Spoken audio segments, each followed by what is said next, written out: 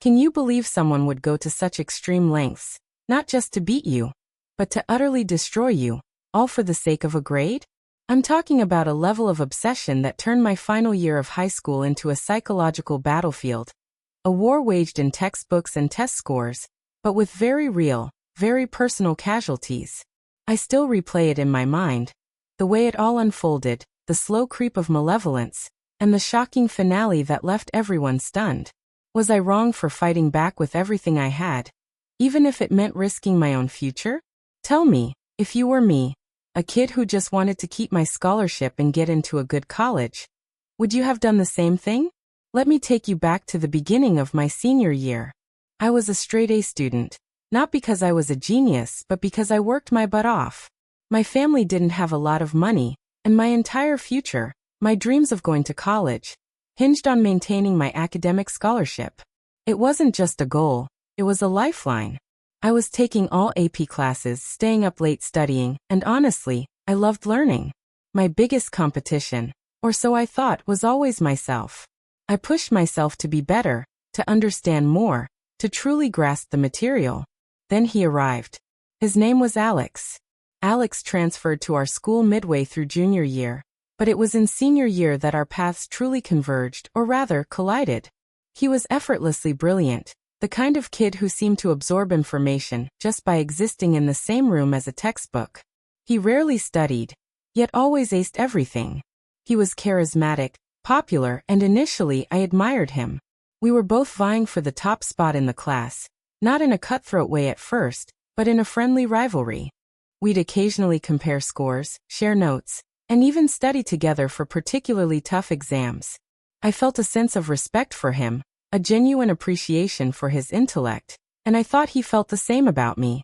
We were the top two students, separated by mere decimal points in our GPA. Everyone knew it, the teachers celebrated it, and for a while, it felt like a healthy competition that pushed us both to excel even further. The stakes, however, were getting higher. Our school offered a prestigious valedictorian scholarship that covered full tuition to any state university. For me, that scholarship was everything. For Alex, I think it was more about the title, the recognition, the bragging rights. The first sign that things were shifting, that the friendly rivalry was curdling into something more sinister, came during an AP calculus test. I remember it vividly. I'd spent weeks preparing, mastering every obscure theorem and complex problem. I felt confident walking out of that exam. A few days later, grades were posted. I got a 98. It was a good score, a really good score, and I was proud of it. But Alex got a 100. A perfect score. I congratulated him, of course, but a tiny seed of doubt began to sprout. He hadn't seemed particularly stressed about that test, whereas I had practically lived in the textbook. It gnawed at me a little, but I dismissed it as him just being brilliant. Maybe he truly understood it on a level I didn't. Then, a week later, we had an AP literature essay. I poured my heart into that essay, analyzing the themes and symbolism of a complex novel. English was my strong suit. I always excelled in it. When the grades came back, I had a 96. Alex had a 99. Again, I congratulated him, but the unease grew. It felt off. He was consistently outperforming me, not by a small margin, but by just enough to maintain his lead. A lead that was slowly but surely widening. I started to notice small things. He would sometimes accidentally leave his notes open on his desk, subtly highlighting a section that wasn't covered in class but appeared on a quiz. Or he'd talk about this really great online resource that he'd found, only to later reveal it was a subscription-based service that cost a fortune, knowing I couldn't afford it. It was never overtly malicious, always just beneath the surface, a subtle psychological warfare designed to throw me off my game. The real escalation began in AP chemistry. This was a notoriously difficult class, and everyone struggled at some point. I had a particularly challenging time with a unit on organic chemistry. I was staying after school almost every day, working with the teacher, Ms. Davies, to understand the concepts. Alex, meanwhile, seemed to glide through it. One afternoon, I was in the library, trying to decipher a particularly tricky reaction mechanism. Alex walked by, saw me struggling, and offered to help. He sat down, and for about 20 minutes, He patiently explained the concepts, making them seem so clear and simple. I was genuinely grateful, thinking, see, he's not so bad after all. The next day, we had a pop quiz on that very topic. I felt confident, thanks to Alex's explanation. I answered all the questions, feeling good about my performance. When the quizzes were returned, I had an 80, a failing grade for me. I was devastated. I went back over my answers, and they were exactly what Alex had taught me. Confused, I went to Ms. Davies after class. She looked at my quiz, then looked at me with a hint of concern. "This is not the method we discussed, my name," she said gently. "This is a completely different approach, and while it's technically valid in some advanced contexts, it wasn't what we were looking for here. You overcomplicated it." My heart sank. Alex had deliberately taught me the wrong, more complex method, knowing it would confuse me and lead me to fail the quiz. It was a subtle, insidious sabotage. I confronted him that day, my voice trembling with a mixture of anger and disbelief. "Why did you do that, Alex?" I asked, tears welling up. He just looked at me, a cold, unfeeling glint in his eyes. "What are you talking about?" he said, feigning innocence. "I was just trying to help you understand it better." He then shrugged, a smirk playing on his lips. "Guess some people just aren't cut out for advanced chemistry." That's when I knew. This wasn't a friendly competition anymore. This was war. From that moment on, I stopped seeing him as a peer and started seeing him as a threat. The stress of constantly looking over my shoulder, wondering what he would do next, started to take its toll. I was sleeping less, my appetite was gone, and the joy I once found in learning was replaced by a gnawing anxiety. The valedictorian scholarship felt like it was slipping through my fingers, and with it, my future. I tried to talk to my guidance counselor, but without concrete proof, it was just he said, she said. Alex was too smart, too subtle. His actions were always just ambiguous enough to be explained away as misunderstandings or helpful intentions gone awry. I started double-checking everything, cross-referencing notes, and becoming fiercely independent in my studies. I couldn't trust anyone, especially not Alex. The pressure mounted with each passing week. The gap between our GPAs remained razor-thin, and every single assignment, every single test, felt like a battleground. I was exhausted, but I refused to give up. My future depended on it.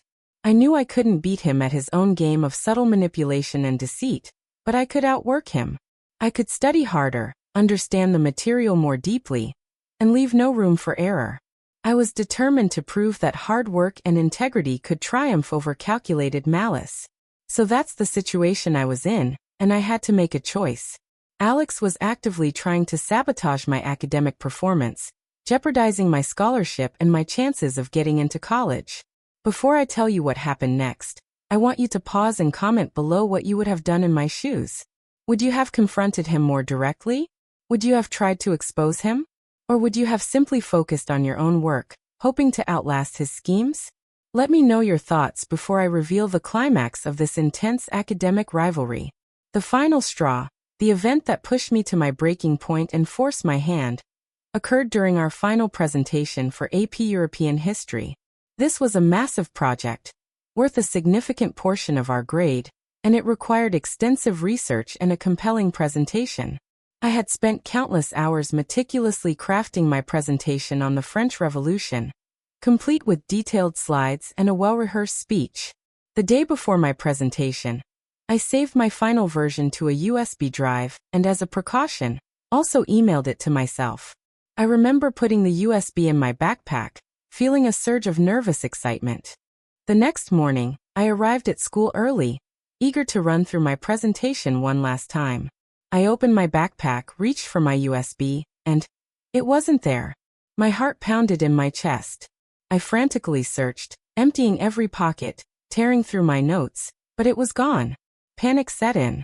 I remembered emailing it to myself, so I rushed to the computer lab, only to find that the school's internet was down. My stomach churned with dread.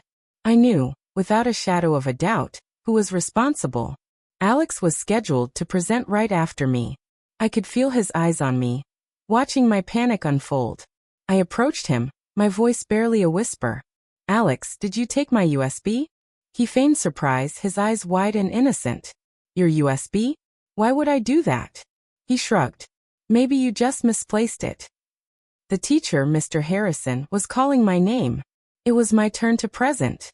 I stood there, frozen, my carefully constructed presentation gone. Tears welled up in my eyes, not just from frustration, but from the crushing realization that all my hard work, my future, was being systematically destroyed. Mr. Harrison, seeing my distress, asked what was wrong. I explained, my voice cracking, that my USB was missing and the internet was down. He looked sympathetic, but stressed the importance of the presentation. It was then that a thought, a truly desperate and risky idea, sparked in my mind. I looked at Alex, who was now subtly smiling, enjoying my agony. I made a split-second decision. Mr. Harrison, I said, my voice gaining a surprising strength. I believe my presentation has been sabotaged. I have reason to believe Alex is responsible. A gasp rippled through the classroom. Alex's smile vanished, replaced by a look of shock. What? He exclaimed, his voice suddenly loud and indignant. That's a ridiculous accusation. Mr. Harrison looked from me to Alex, clearly uncomfortable. Do you have any proof? My name? He asked, his tone serious. Not direct proof of him taking it, I admitted. But there's a pattern, Mr. Harrison. This isn't the first time he's tried to sabotage my work. He deliberately taught me the wrong method for the chemistry quiz, costing me points. He's been doing little things all year to undermine me, all to secure his lead for the valedictorian scholarship. Alex was fuming, interjecting with protests of lies and unprofessional. But I wasn't finished. This was my moment. This was my Hail Mary. And Alex, I continued, turning directly to him, my voice firm and unwavering, since you seem so confident that my accusations are baseless, I propose a challenge. Since my presentation is gone, and I can't access my backup, I will present my entire project right now, without notes, purely from memory. And since you're next, and you're such a genius, you can do the same. The room went completely silent. Alex's face went from indignant to utterly pale. He stammered, That's not fair. We spent weeks preparing those slides. I looked at Mr. Harrison. Fair is a USB mysteriously disappearing the day of a critical presentation, Mr. Harrison? Fair is someone actively trying to ruin another student's future? I'm willing to stake my entire grade on my knowledge. Is Alex? Mr. Harrison, a man who valued integrity above all else, looked at Alex with a newfound scrutiny. He knew our academic rivalry. He knew our grades were neck and neck. He saw the desperation in my eyes and the sudden fear in Alex's. Alex, Mr. Harrison said slowly, is this true? Have you been involved in any of this? Alex was sweating. He tried to backtrack, to deny, but his usual smooth composure had completely crumbled. He knew he was caught. He was brilliant, yes, but he relied on his meticulous preparations, his perfectly crafted slides. The idea of presenting a complex historical analysis purely from memory, extemporaneously, was his worst nightmare. He wasn't truly a genius. He was an incredibly diligent and cunning student who made it look effortless. He couldn't improvise at my level, especially under that kind of pressure. Mr. Harrison, seeing Alex's obvious discomfort and stammering excuses, made a decision. All right, my name, he said. I admire your courage. You may present your project from memory.